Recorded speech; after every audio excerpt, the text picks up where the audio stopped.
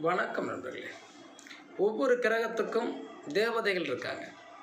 இந்த கிரகத்திற்குரிய அதிதேவதைகளை வழிபாடு பண்ணோம் அப்படின்னா நம்முடைய கஷ்டங்கள் மாறும்.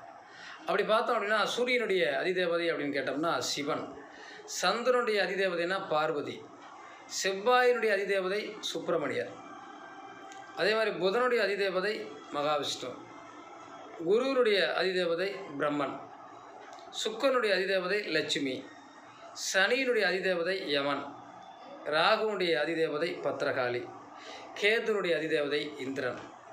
இதெல்லாம் இவர்களுடைய அதிதேவதைகள் அப்படின்னு சொல்லுவோம்.